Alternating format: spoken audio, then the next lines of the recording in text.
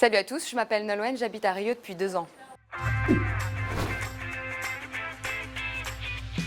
Ce qui m'a frappé en arrivant ici à Rio, c'est comment la lutte contre le trafic de drogue justifie la violence. Je voudrais partager avec vous une vidéo, elle date de septembre 2015, elle a été tournée ici à Rio dans une favela. Et on y voit des policiers qui maquillent une bavure, ils tirent des coups de feu en l'air, mettent une arme dans la main d'un adolescent agonisant pour le faire passer pour un trafiquant avec qui ils auraient eu des échanges de tirs. Les policiers ont été placés en détention en attendant leur jugement. Sur le moment, la vidéo a fait le buzz et puis elle est très vite tombée dans l'oubli car ici, une bavure policière en remplace vite une autre. Si je vous montre ça, c'est parce qu'au Brésil, l'ennemi numéro 1, c'est le trafiquant de drogue. Et il y a un sondage qui a été réalisé l'année dernière qui a montré que près de la moitié de la population pense qu'un bon bandit est un bandit mort. Du coup, vous imaginez bien que ça justifie tous les excès en termes de violence pour mener la lutte contre les drogues. Du côté des jeunes, on est en général un peu plus nuancé et on pense que la police mène des méthodes discriminatoires pour mener cette fameuse guerre contre le trafic de drogue. Se o policial vê rapaz branco dos olhos azuis usando qualquer tipo de droga ilícita, a abordagem vai ser diferente do que se ele vê rapaz negro, descalço. Obviamente ele vai dizer que veio da favela, que veio de algum morro e a primeira abordagem é agressão.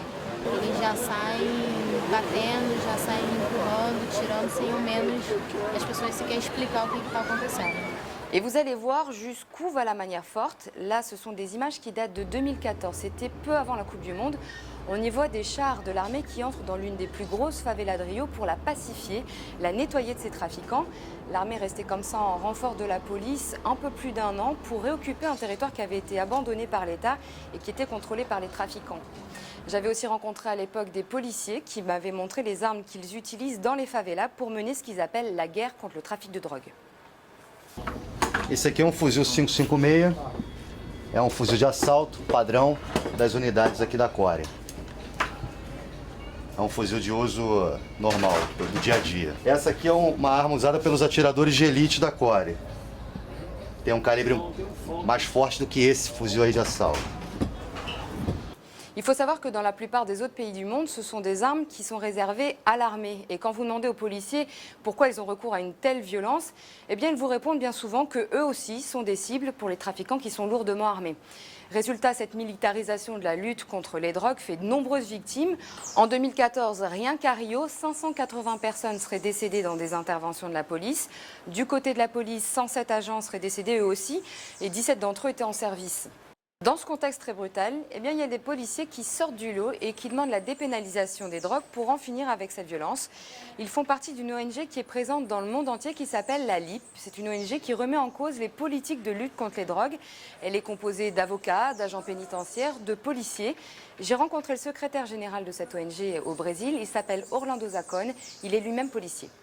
A proibição cria problema de segurança pública, ou seja, a proibição cria o traficante, a proibição cria o mercado ilícito e contempla, portanto, uma guerra. E na cidade do Rio de Janeiro essa guerra é muito violenta, né, porque existe toda a disputa das gangues pelo espaço, né, para a venda das drogas e nada disso aconteceria se tivéssemos a regulamentação da produção, do comércio e do consumo dessas drogas. Alors pour les policiers de cette ONG, la dépénalisation ne veut pas dire pour autant encourager à la consommation. Au contraire, cela permettrait de mieux l'encadrer et de faire de la prévention. Voilà, qu'est-ce que vous en pensez? Je vous propose de nous donner votre avis et de découvrir les autres vidéos des haut-parleurs. À très bientôt. Aujourd'hui, je vous propose d'aller à la rencontre d'une équipe sportive de renommée internationale. Ils s'appellent les Chauves-souris et ce ne sont pas des joueurs ordinaires. J'avais rendez-vous avec les